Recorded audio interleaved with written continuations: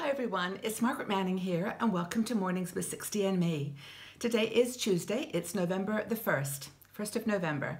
I'm having my cup of tea this morning and I've got something interesting. It's called, it's rooibos tea, which we've actually talked about before. It's a really healthy tea.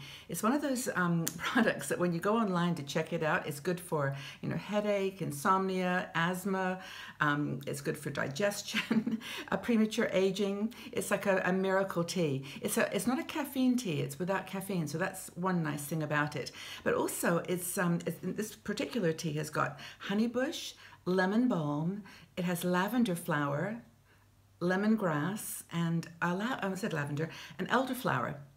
It's got a really interesting blend, so I'm enjoying my rooibos with mysterious herbs and spices this morning. So I hope you've got a cup of tea or coffee by your side, and let's get up to speed on the news. I first of all do want to thank you all for being here, and for the new women that are joining us every day. Thanks for for trying Mornings with 60andMe, and please tell your friends. Just go up to 60andme.com/mornings, and you can get the news first. Now, there's lots going on in the world, and I've just picked a few stories that caught my eye. I'm not going to cover the more predictable ones because I know in the States for sure you're getting enough election coverage there. But just to give you a little update on the rest of the world. Now, in Italy, the people in Italy are at their wits' end. They've had 4 major earthquakes in the last few months, and they really are suffering. The pictures I saw this morning are completely devastating. Some of these small villages in central Italy are just gone. They've just been flattened completely. There are 15,000 people right now in shelters, and they've been told that they might be there for several months. Their homes are just gone. The whole area is devastated, but particularly that central Italian area. The aftershocks were actually felt in Rome. And in fact, yesterday, the schools in Rome were shut because people just wanted to make sure that everything was safe. So people living in this area of Italy are very affected by the earthquakes. And of course, our hearts go out to everyone who is suffering through this situation. And especially if we have any women in our 60andMe community there, just please know that we're thinking about you and hope that everything just gets better, just stabilizes and gets better. It's a long journey back for you, but the government seems to be very committed to helping. So let's hope it works out. In Germany, I read an interesting story yesterday, where a lot of people are concerned about robots and about how they're going to take over the world and especially take over your jobs. And in a factory in Germany called SZW, they are using robots in what they call a cooperative way to help the human workers. And in fact, it's helping them to hire more people. These robots are called cobots. Cooperative robots, and they've got names. There's Jesse and Carmen, and they do the heavy lifting for the workers. This particular plant has like 1 million different things it produces, different engines and heavy pieces, and these little robots just go around and deliver heavy parts to the human people who are on the assembly line, and they're really doing well. So Germany is actually taking a forward-thinking position with regards to robotics, and especially using it in this case to complement the workforce rather than to replace. So I know there's a lot of discussion about this and about how robots are going to help humans and work together, but that's a good example, I think. So that's in Germany, in Stuttgart. In Alaska, let's go back to the United States. Now, this is a fun story for those of you living in Alaska. Yesterday, or in fact, yes, it was yesterday, the retail sale of marijuana started in Alaska. And Fairbanks was the first city where the retail shops opened. There's been they voted to legalize pot like 2 years ago, but now and that's been available for medicinal purposes. But now it's available for retail sale for the average person. And they joined Colorado, Oregon, and Washington State as places where you can purchase marijuana legally for personal use in small quantities. But in many other states, there's about 20 states right now that are discussing this, and I think that many also have marijuana available for medical use if you have a doctor's prescription. So that's another interesting development. That's Alaska joining the states with retail shops selling marijuana. In Iraq, let's go to more, more serious. I don't know anymore what's serious and what's not. The world is in such a crazy situation. But given an update in what's happening in Iraq, Mosul is still, of course, the target for the Iraqi government and coalition partners. They are within 7 miles, 7 kilometers.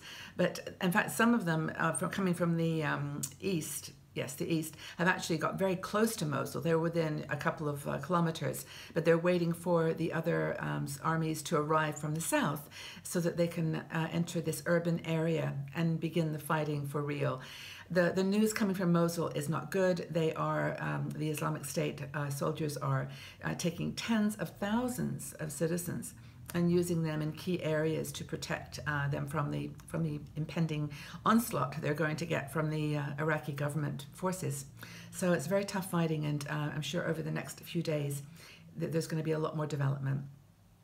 In Turkey, just briefly, there's been challenges in Turkey since the attempted coup in July, and President Erdogan has been really shutting down any opposition at all in the country. He's allowed a few newspapers to continue, but yesterday shut down the really remaining anti-government newspaper and fired 10,000 more public service workers, teachers, educators, and just getting rid of, in his opinion, of everyone who had anything at all to do with the coup. And people who supported him at the beginning are now being reported to question his judgment or his actions, because he is really cutting down very heavily against these people who oppose him. And that's a warning sign for Turkey. Turkey, as we've talked about, is so critical to the Syrian-Iraqi situation and the worldwide situation in the Middle East. The United States, Canada, UK are all affected by what happens there. I could go on talking about there's been riots in Morocco, there's been riots in Pakistan, Ivory Coast. The world is really being challenged, and so I think if we can just do our best every day to start off with something of a positive attitude, prayer or meditation for the crazy things that are going on in this world, and hope for some stability. That's the news of the world today for you. And, I sometimes wish I could just go through a list of really feel-good stories, but these other stories are important, and I hope you appreciate them. Now, just to talk about you for a change again, we think about it all the time, of course, ways to survive in this world and to stay healthy and well.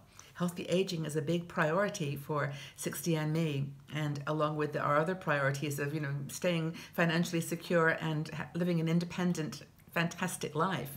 But staying healthy, pretty much the bottom line. If you don't do that, there's not going to be freedom to do the other things. So here's an article on 8 secrets to aging well. And I think they're all pretty common sense, but there's no harm in going over every day if necessary, things we can do to stay healthy. First, sit less, fidget more, get up, move around. If you're working at a desk like I am all day, just get up every hour, set a little egg timer, just make yourself get up, stretch, shake, have a drink of water, do something to move more often, really important. Second thing, pump some iron. It's really good if you have some weights. I have weights, I just keep them by my desk, and every now and again I just pick them up and just do a few weights. It's really important to do something that's muscle building, because muscles are important. They degenerate as we get older just because they do, but we can do things to keep them strong.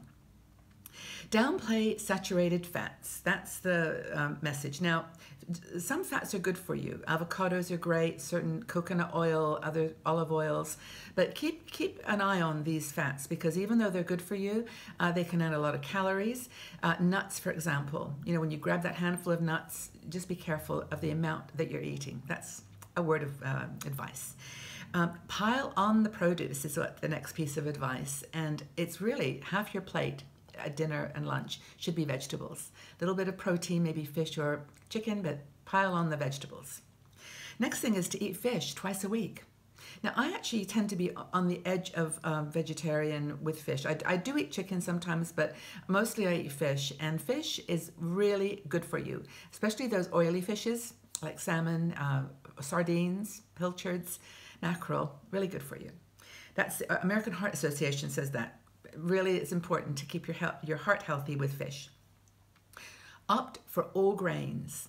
Now, when you buy grains, you can sometimes buy like, things that are mixed together, but the advice is to buy whole grains and to look for those words on the packaging. Don't buy, grains are just nice grains. Make sure that they're whole grains because that's where the husk is and all that good fiber. That's another thing. Sip green tea. I love green tea. I know that many of you do. I've been reading your comments and it's good for you. In fact, most tea is good for you, like my rooibos this morning, but green tea is particularly good. So sip green tea. And it says 2 cups a day. It's a good idea if you can put that into your schedule. Ditch excess sugar is an obvious one. Eat fruits instead of sugars, and just have a common sense approach to eating. I think if you go back over all those suggestions, there's nothing there that's weird and wonderful. It's just common sense. And especially the cutting sugar and white things that are white are usually not too good for you. And that's it. Just eat lots of vegetables, fruits, and ease up on the sugar. Another story that I wanted to feature in conjunction with this is a woman in Italy. Her name is Emma Morano.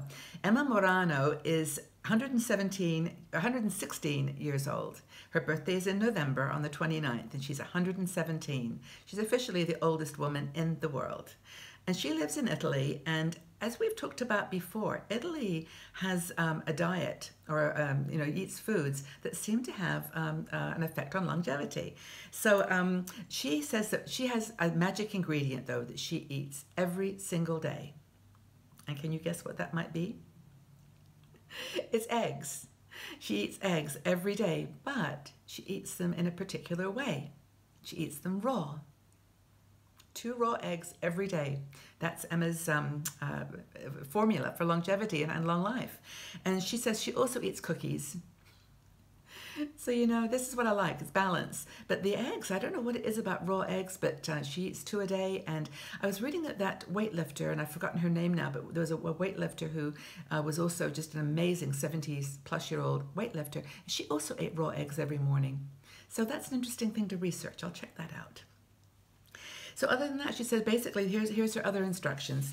She says she's lived so long thanks to not being, in quotes, dominated by anyone and to staying single since she divorced in her late 30s. So there you go. If you're not interested in dating in your 60s, you're with Emma, and she seems to have done pretty well with that decision. So that's it for today. I hope that that's been useful to get caught up on the news of the world, and also to listen to a little bit about healthy living and what you can do to stay well. And I'd like to, again, thank you for being here. I hope you've got a great Tuesday planned. I don't know what you've got on your agenda, but I'm going to go for a walk. Right after this recording, I'm going to go for a long walk, get some fresh air, and just come back and do some work today. But what have you got planned? Hope it's something fun. Hope it's something that makes you smile. Anyway, my question for today is, what healthy foods do you include in your diet? I really would like to know what you're eating that's making you feel great in your 60s. What healthy foods do you include in your diet? Look, put your comments in the section below and we'll have a conversation, and then we'll just all get back here tomorrow for Mornings with 60 and Me. Take good care, everybody. Bye-bye for now.